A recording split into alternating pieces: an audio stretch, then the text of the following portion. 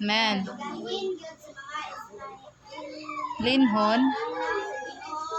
Ang tanang unang nating karnero o tanang unang ipinapulo. Amen. Nagkulagay kini nga sa malala na tangatun ni Kristo mga budlay gyud na dihaniya. Amen.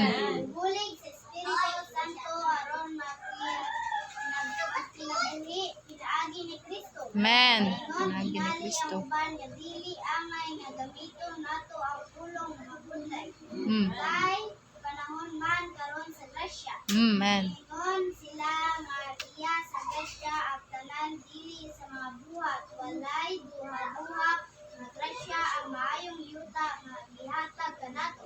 Amen. Grasya sab ang kahayag sa adlaw hangin Yes. sa yung ulan o ulahing ulan apan mutikan yod gyapon ta sa yuta. Amen. Dili na makaingon nga ang grasya maoy motikan sa yuta Mm. lang nato.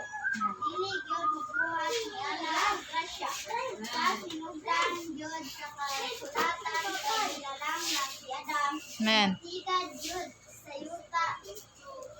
Yuta ang tawo. Motikan gyud ta sa yuta. Amen. Sabot sa pinhi. Mm. O muani sa ala nihon. Dili mubuhat ang grasya ng mga butang maalang nato. Amen. Dili ta makapaulan gikan sa langit. Mm. Tuod yung iya kana sa grasya.